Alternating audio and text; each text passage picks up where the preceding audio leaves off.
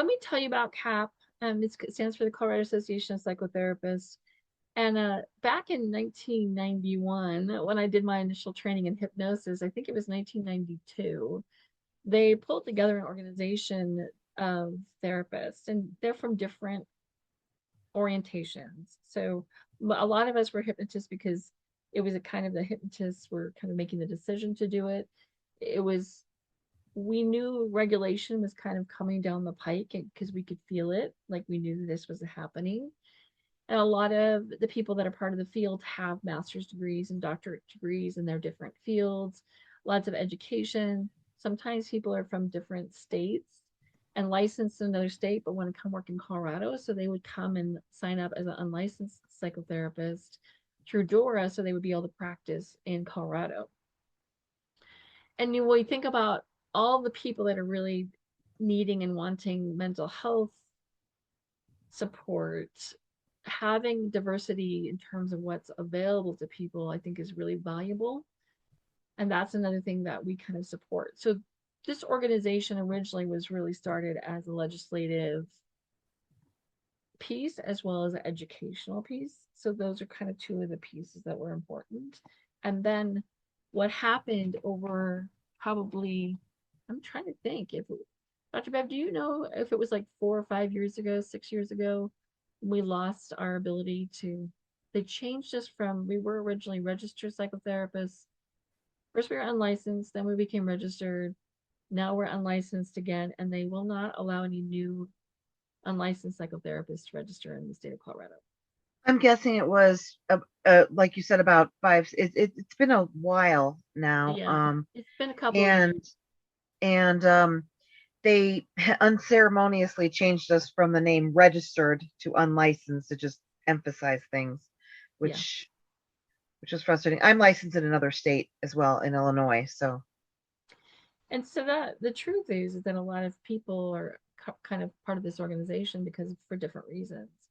So I'm going to pop into the chat in case you guys did not have an opportunity to see it, to see the website. And we're kind of doing some rebuilding on it in order to help kind of shift the orientation, because we kind of lost our legislative battle, unfortunately. But we want to stay here and stay vibrant in case we need to reactivate. So there's the education part. We're going to continue on with the education part, but we want to make sure that in case there is something that shows up that we need to fight for, then we want to make sure that we have that available. So we have another person. Yeah, like yay. So if you guys have an opportunity to donate, if you're interested in joining us, that'd be awesome. But we're just trying to keep ourselves viable. And I think ICF was really beneficial because they did a good job of setting up themselves as a kind of regulating themselves. And we tried to do that back in the 90s. And it didn't, they went right for our particular group and in Colorado. So that would be the other part of that, is that, we can help support in case coaching ends up being the next thing that's on the chopping block. Did you guys have any questions about any of that? Because I think it's just helpful to know. Hi, Annette. How are you? Great. I'm looking over there because you guys are on my other screen over there. So okay, I'm just staring at the camera. And I sent you a ping through ICF Colorado letting you know I can't stay for the whole thing, but I'm just excited to be here, and I'll quietly leave around 11:30. So thank you for letting me pop in.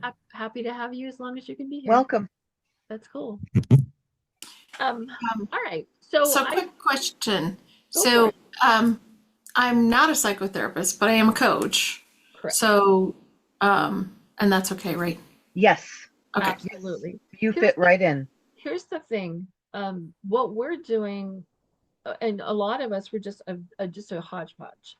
So if you talk to somebody that's part of CAP, what you'll see is that you'll have all kinds of different people that have different practices.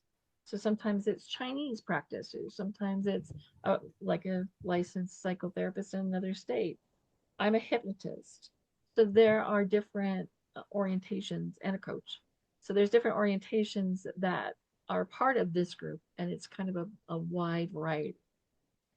And Definitely, which and actually one, makes it nice because you have people from all different kinds of uh for consultations and for networking. You have people who just run the gamut on their specialties. I am a psychologist, but there are coaches and from backgrounds that you wouldn't even think who join CAP. yeah, and just again, if we need to reactivate, we will. But it's it's just that we don't have that battle right now because we didn't win in our battle. So there we go. All right.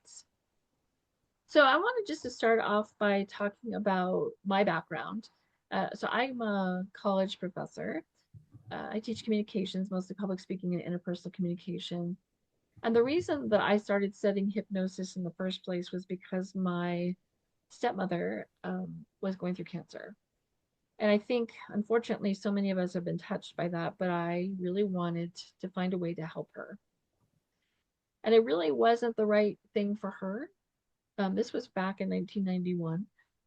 Um, but they were trying to create an organization that would help people who were going through cancer. And I think it was just like a fly by night thing. But then I realized I really loved it and I went in to study it more. And that's really how I became that. And I think I became a coach about 2019. I did my training back then.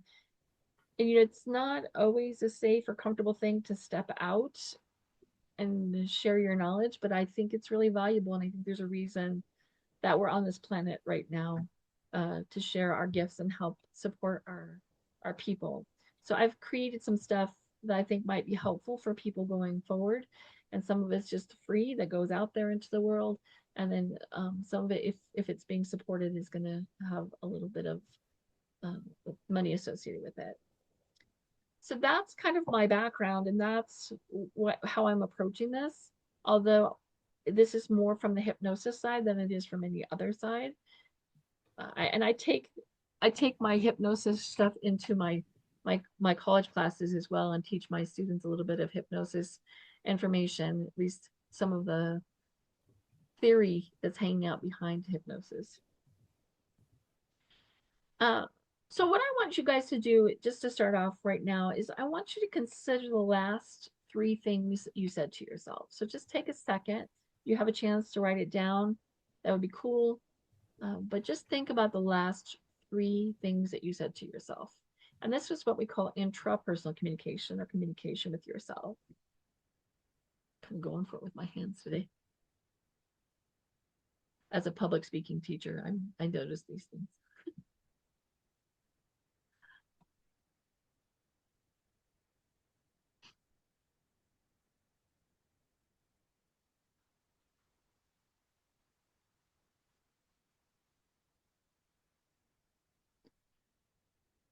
So as you guys think about the things that you've recently said to yourself, how many of them were positive? Out of the last 3 things, how many of those 3 were positive?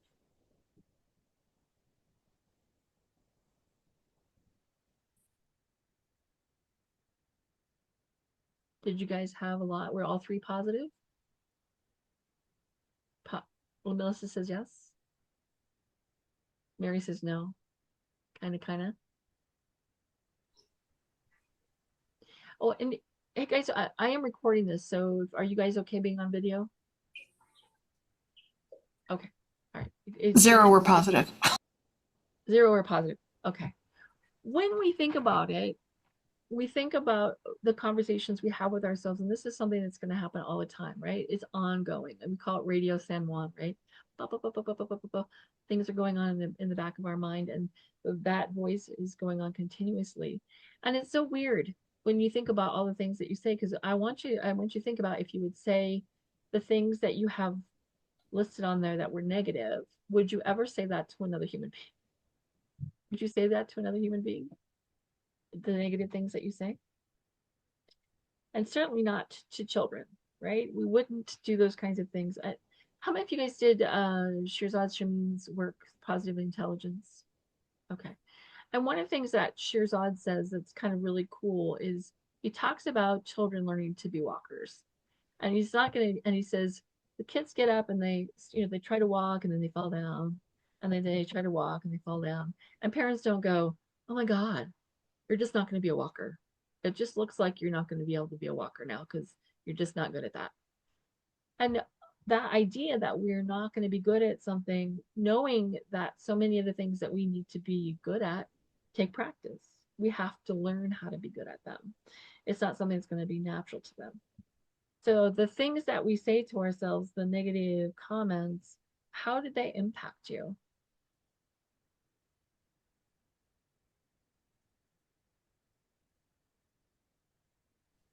We become good at saying negative things to ourselves. It becomes a pattern. It becomes a habit. And when we look at the way that the brain is developed, that the brain develops and it makes these connections. So Joe Dispenza, have you guys heard of Joe Dispenza? Yeah. So Joe Dispenza does a lot of work around meditation. And Joe is, and he has a fascinating backstory. So if you ever get a chance to check him out, fascinating backstory for Joe in terms of how he kind of came to be where he is. He was a chiropractor and was injured in he was a marathoner doing a marathon and got hit by a car that was supposed to be merging on this marathon that he was doing, or triathlon. And the car hit him and he broke his back. And he talked about how he does this healing and stuff. And just the way that our brain is functioning. I just love this because it's my little brain model. I had to buy one of these, the teachers have to have their little tools. But this idea of having these elements be present and the way that our brain's going to function, the idea that some people have is, gee, it's just not gonna, the brain's not gonna be able to regenerate. We're not gonna be able to do that. You're gonna have all these bars and information put into your back. Well, Joe didn't do it that way. He used a lot of visualization, a lot of other types of work in order to heal his body. Now, is everybody going to be capable of doing that? I don't know. But he did. That's what we can say. But he was able to really utilize that as a tool to help him become more solid. So if we have these things that we're saying to ourselves and we're doing this on a consistent basis, it's causing pain and we're creating all these negative thoughts in our head. So I think about this idea of what we call salience. And salience in communication theory is when things that are important to us, we're going to pay more attention to. So the general conversation is, when you go to buy a car, my dad was getting me a used car. He said, oh, I picked you up a Ford Escape. And I was like, what do Ford Escapes look like? And I said, okay, well, I'll see if I can see some out on the road and I can get an idea what kind of cars those are. And so he hooked me up with a Ford Escape. And I noticed as I was out driving, hi, Lynn. But as I was out driving, I noticed all these Ford Escapes, like they're everywhere. Now, did it change? Did the fact change that there's more Ford Escapes now just because I bought one? Yeah, not really. It just became important to me. So then I start noticing the Ford Escapes. And I think it's fascinating too with the algorithms that are happening. I'm on YouTube a lot, watching people, and you subscribe, and the algorithm then makes sure that you have people, that information that shows up. And I was teaching the other day, and I went into YouTube, and it wasn't my channel. It was like just a generic channel, and I'm like, oh, what is all this stuff? Because I have Joe Dispenza and I have Tony Robbins and Mel Robbins and Oprah. I have all these people on there that continually talk about things that are important to me, including our ability to rewire our brain. So Joe Dispenza was the first one I had heard say the statement, things that wire together, fire together. Things that fire together, wire together. So it goes both ways. But the idea that whatever we associate with something else is also going to continue to connect with other things.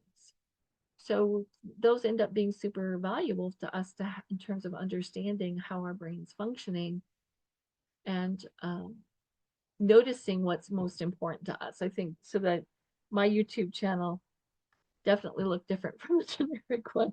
I am like, wow.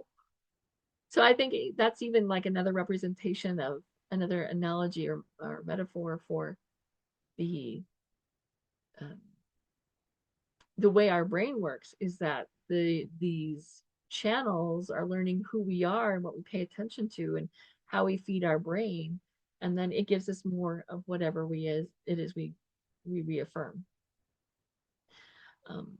So I'm curious, because I think this is an interesting one and why it's important for us to really pay attention to the way that our brains work. Have you guys, anybody belong to the Clean Plate Club? And I'll explain what it is in just a second, but I'm gonna see if you guys, okay, so at least a couple of you guys know what the Clean Plate Club is, okay? So let me, yeah. And it depends on where you grew up. It's funny because I've had this conversation with people from different countries, but the Clean Plate Club comes from, I think it comes from farming. So a lot of us come from farming backgrounds where you don't discount food. And I remember my family, and I'll, if you guys, you can use the chat too if you want. When we talked about how our family,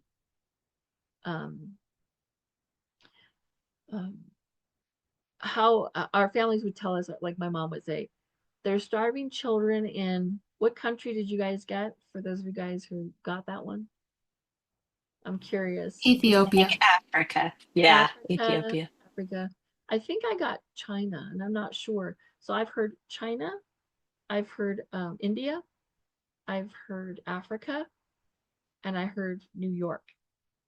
And the New York one came from someone that was up from outside the United States. So they got it, and they weren't even in the United States.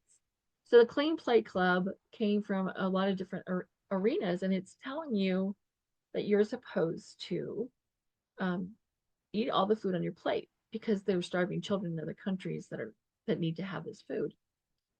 Well, the challenge with that is that we overrode the natural inclination our bodies have to tell us when we're full. And you were told, I'm sorry, but you're not as important as the food that's on your plate. You need to finish all that food whether you want to eat it or not. And did anybody else get that one? I'm wondering if I got more people now. Okay. All right. So that, I was so resistant to it. I remember my mom setting the timer.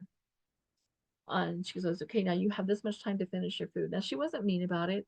It was just the thought at the time that this is what was supposed to happen. The kids are supposed to finish their food. They're supposed to eat what they're supposed to eat. And the challenge is that it became locked in for me. And because I fought it so hard, that it made it even stronger. And I really struggle when I go to restaurants. I had to learn certain behaviors in order to overcome it. So I make sure I just either I take a box with me or I do half my food. I check in with myself, see if I need any more. If half of it is good, then I take half it with me. I try not to eat more than what my body wants. And I have to reconnect my body and my brain so that I can hear what it wants me to hear. So as our ability to have body awareness and noticing what's going on with our body and being able to tune in and change it. I don't know about you all, but this aging thing is like, what the heck? What the heck? I just turned 60 a couple of years ago. My birthday's in a couple of weeks. And I didn't think, I'm like, oh, 65. I feel pretty good now, so that's not going to be that big of a deal. And then I was like, holy crap, my feet hurt. What is wrong with my feet? And we end up with these really weird things that start to show up in our bodies. I'm like, what is going on?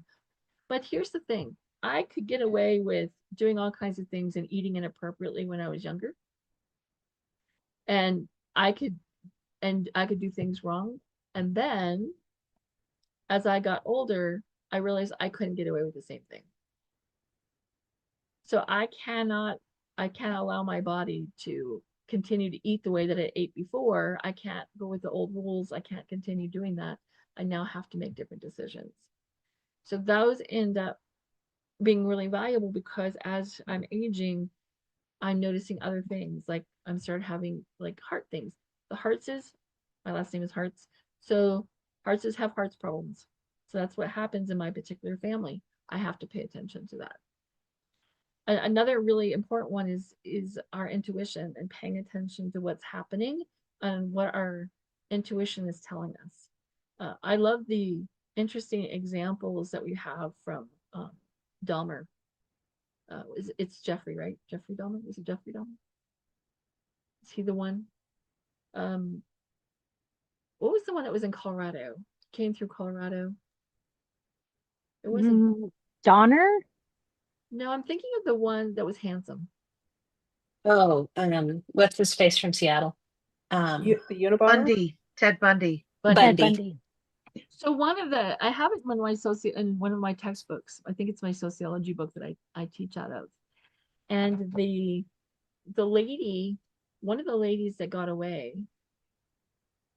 he approached her and said, "Hey, I need help. I need to get my boat. And my boat's at this other location. Can you help me go get my boat?" And she says, "Oh, I'm sorry.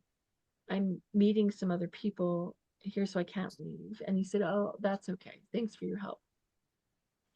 And there was a little part of intuition inside of her going, "That this feels weird." And Bundy was handsome, right? Mm-hmm. He was handsome. So you might be going, "Oh, what's wrong with me?" How many times have you guys overrode your intuition when your intuition told you hinky? Right? Yeah. And it saved her life Mm-hmm. because she was paying attention to what was going on. Our subconscious mind, from the hypnosis side, our subconscious mind is able to pick up information that our conscious mind just can't hear. It doesn't see it or doesn't respond fast enough. So our subconscious mind is pulling in information and it's looking at things that it's able to pull that we aren't able to see in other places. Okay. Thanks, Rhonda. She's got to be in the office, so she's trying to catch it. Someone rang my doorbell, and like no one rings my doorbell, and my dog comes running down the stairs. Like, woof. I don't know if you guys can hear it, but I Yeah. just ignored them. Yeah, I'm not expecting anyone to show up, so if they show up, sorry. But I really think about the value of our ability to listen to ourselves, and Dispenza talks about meditation, but our reconnecting again with our body and our brain and really understanding and paying attention to what's going on in our body, because our intuition, our subconscious mind, all that information's coming to us, and if we're not doing a good job of listening, we're going to miss information. We're going to miss opportunities and situations that can show up. And I think this goes into ignoring it, also goes into our mental health and being aware of when we need to stop. We've been taught to ignore, again, our mental health. We've been taught to override it. So we're not paying attention to our intuition. We're not paying attention to our mental health. And we have to take care of those things as we go forward because our bodies are shifting and changing as we get older and those things. So yeah, the age thing is like on my brain. I was really disappointed when I found out I was a baby boomer. Like, what do you mean? Oh. I don't want to be a baby boomer. That means I'm old. Yeah. Boo. So what do you get? What do you get if you reconnect? What happens if you rebuild those elements together? What happens with those? If we do those things, again, better mental, physical, and emotional health, we can help encourage those things to reconnect and build those items together. So again, if we go back to that idea of what wires together, fires together, then we understand that we need to make sure we're being intentional about what we're doing with our brain and what our brain's conversations are having. Like, how do we make sure that that's happening properly? Do you guys ever remember Ron Popeil, and he did I have one. It's the rotisserie thingy, and you would cook a chicken in it. And he said, and he would say in the commercial, said it. And the audience would say, and forget it.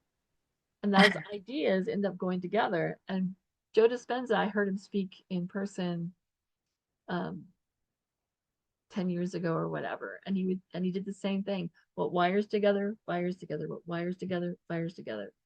The idea of this repetition and creating new linking in our brain.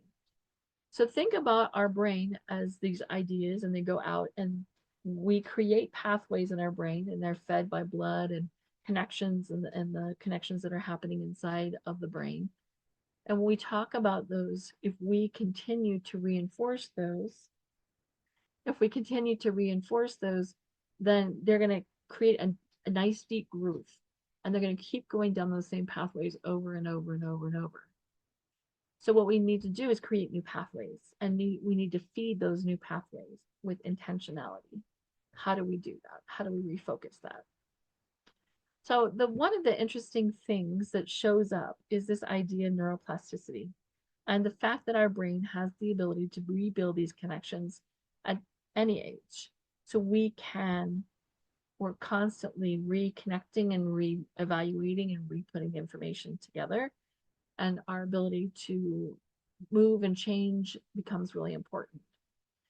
One of the things I talk to my students about, so I teach public speaking, and I teach a lot of interpersonal communication. And in my interpersonal communication, I spend some time talking about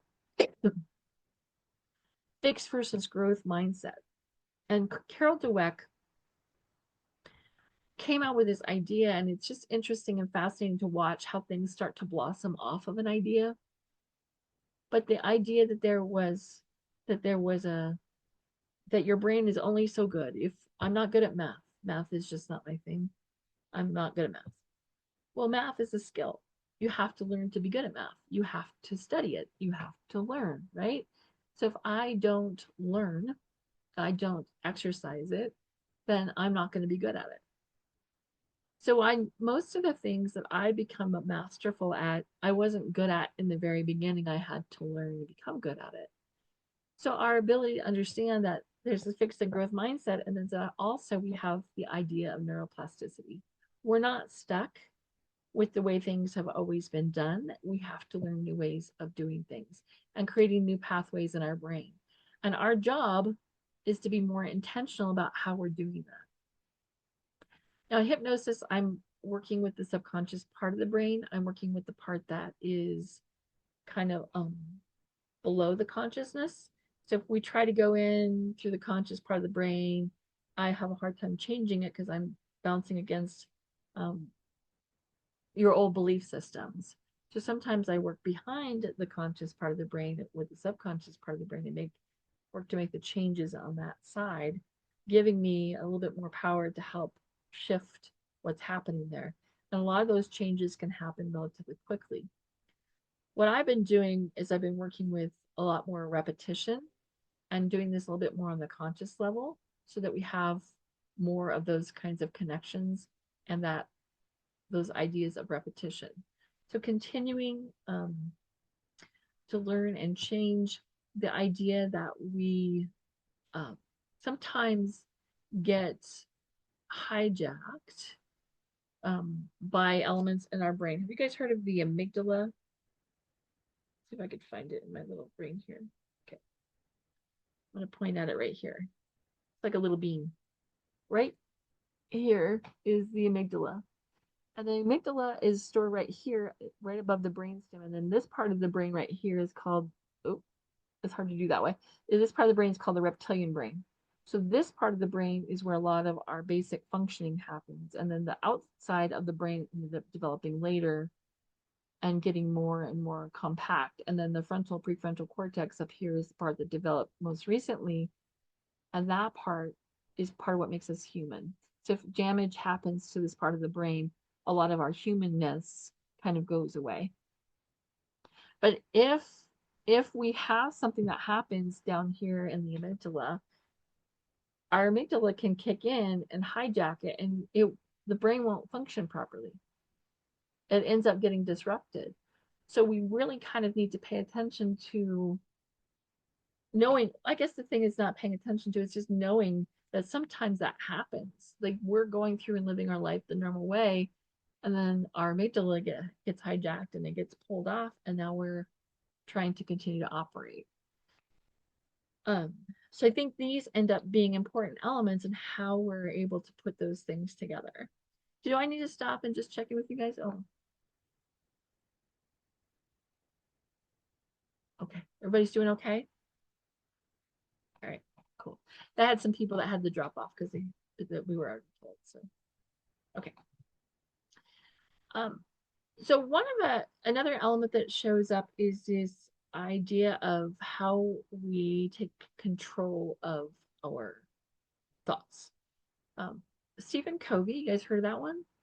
7 Habits of Highly Effective People. Yeah.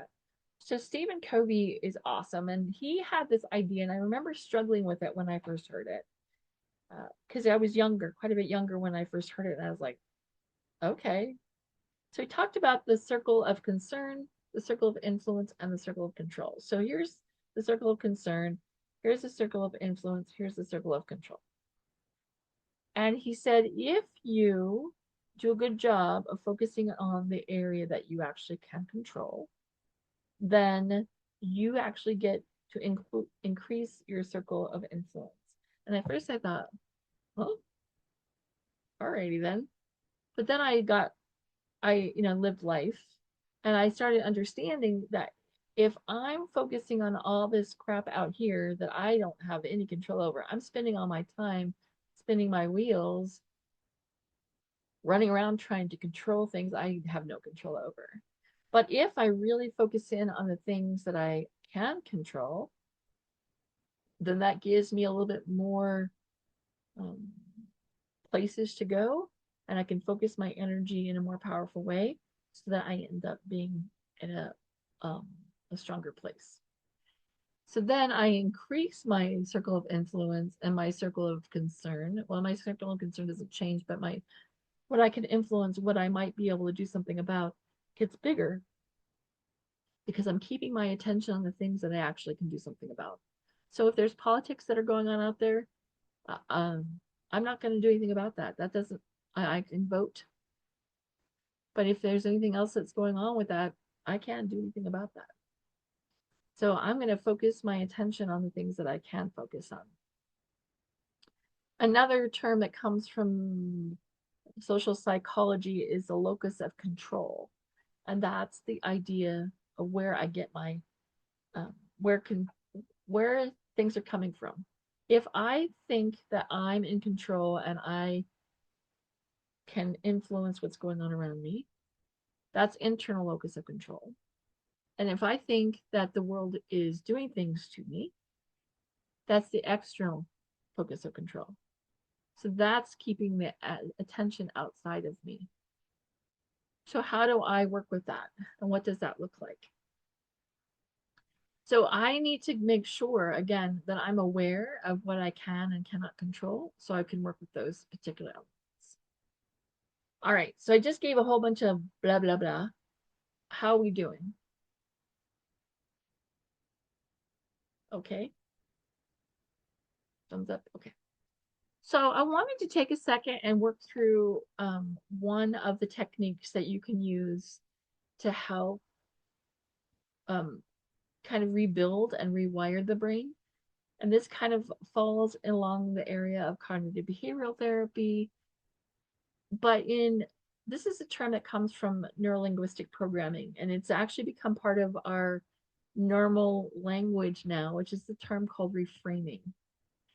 And reframing is taking an idea that happened and reframing it. So I'm going to talk about how I use it in hypnosis, and then we'll talk about how we can use it here.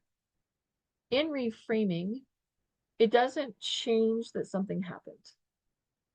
Something happened in a person's life, an experience happened, and what we can do is we can look at that event and reinterpret it in a different way.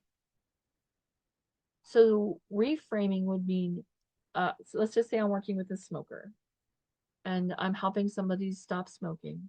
And a lot of times I do like the 3rd session or so when I'm working with someone to stop smoking. I will have them go back to the first time that they chose to smoke. And in this state, it's just really more of a relaxed state. It's not really that woo-woo. There's no trips to Narnia.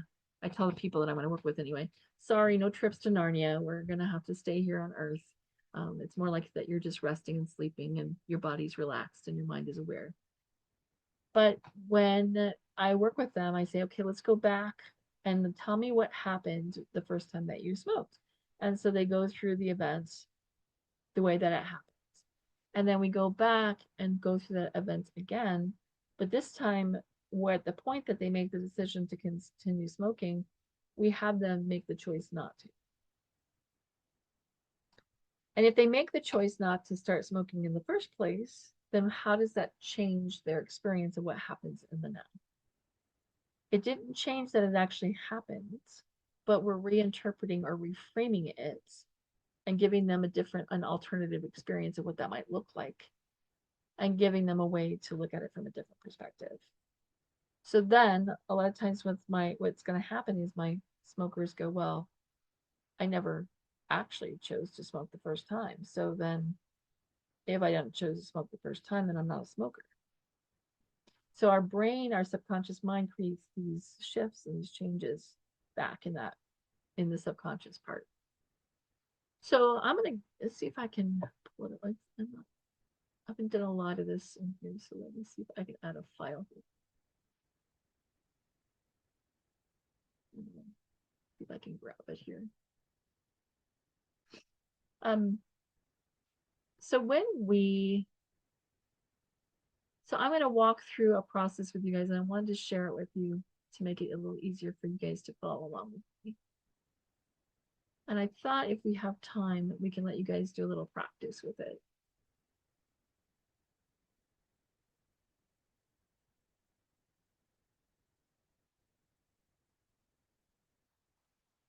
And I've got a couple of different ones in here. I've got about 5 or 6 of them, but I'm just going to share one today. And this one's called Reframing Past Events. So let's see if you guys can grab that as the PDF in the chat.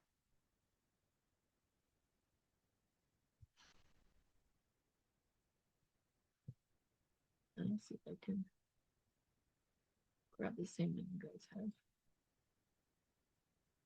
on my side, and I can always share. Oh, there it is. Yeah. You guys got it? I got it. Okay. And I can share screen too, so that maybe that will be helpful for people watching this one later. Okay. So if we look here at the top and we have this idea, the first step is to recognize and acknowledge the events. So what actually happened? There's a lot of times, and especially one of the reasons that they don't usually use hypnosis in the court of law is because all of the beliefs and values and things that we have at the moment that's going on get stored in that memory. So let's just say that you were remembering something from when you were 5 years old. It's being approached from your 5-year-old brain. And it's not necessarily going to be facts. So they can't always trust it in the court of law to go back and say, okay, let's just repeat what happened, because our brain interprets things differently. I remember I got robbed when I worked for Pizza Hut. And I worked there for quite a few years, and we got robbed. And the police came in and they did sketches, and my friends, there was 3 of us that were there that day, and 2 of us really interacted with him. And my sketch looked completely different from my friend's sketch. I could tell, and they kept saying, well, tell me a little bit more about it. I'm like, well, he kept playing with the hammer on his gun. What was I paying attention to? The fact that he kept playing with the hammer on his gun. I wasn't going, let me see what his features are, Yeah. And I saw him for more than she saw him. But our images look nothing alike. And it's like, how is that possible? And our brains just don't remember things the same way. Have you ever talked to a friend and your friend goes, oh, you remember that time that we did this and this and this? And you're like, no. Here's the thing. It wasn't that important to you, but it was important to them. So their brain remembered it and your brain didn't remember it. So when we go back and we recognize an event and we want to take a look at it and say, okay, what really happened? And maybe take away all the emotion. And let's just think through the actual elements that happened in this process. What was stated, what behaviors happened. You know, let's acknowledge and focus on it.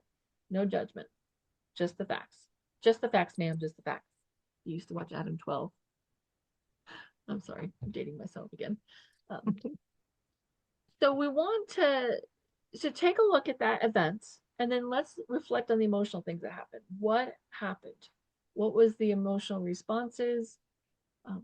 Let's kind of understand maybe how those elements happened. And then let's identify the interpretation. Because here's the thing. In the absence of information, we make stuff up, right? We will, if they don't have an interpretation, we will create one for it. So that's an element that we want to take a look at here. So what did I decide? What negative interpretation did I create?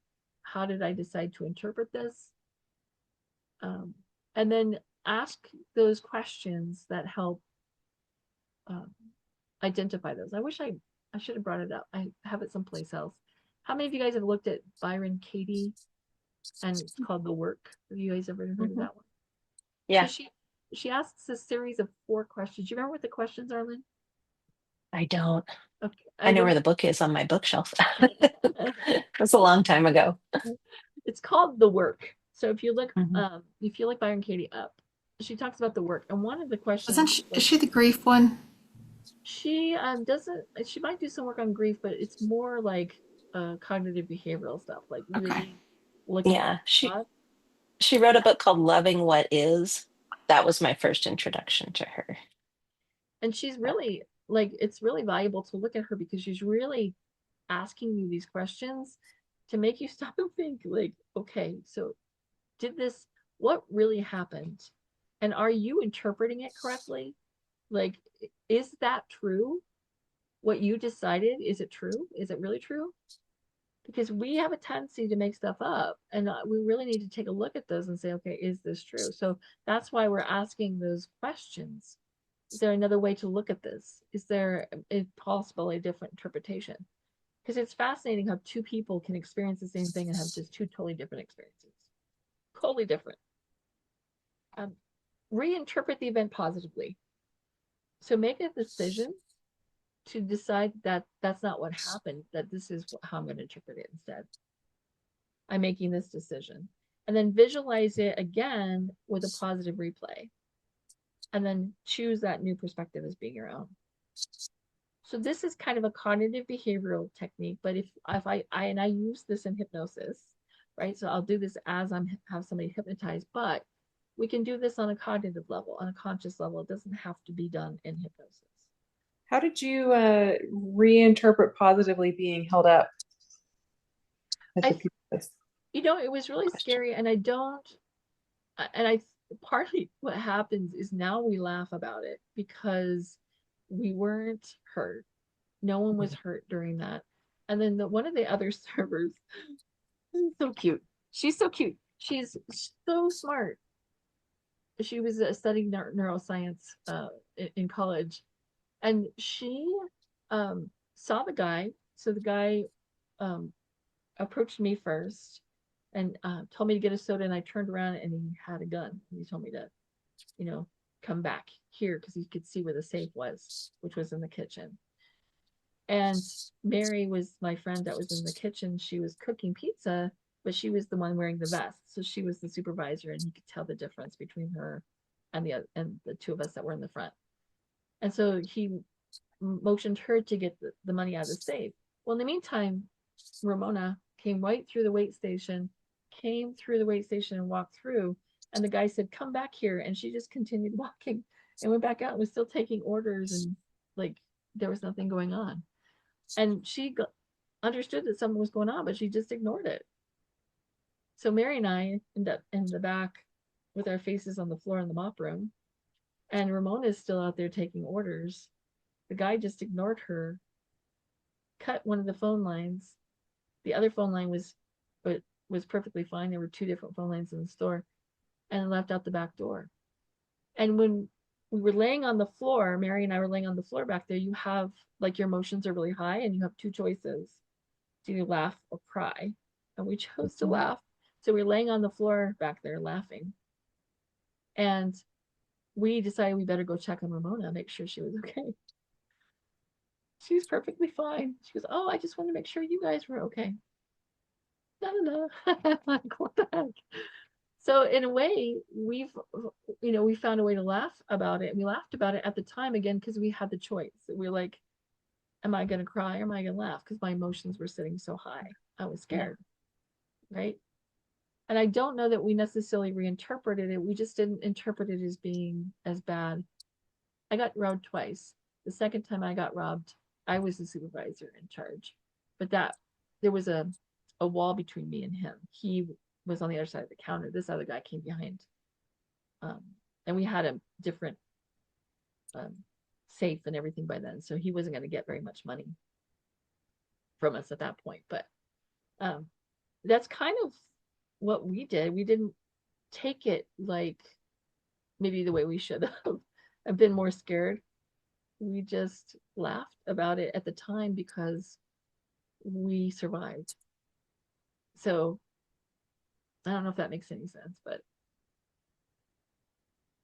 I didn't necessarily have to go back and reinterpret it. Cool.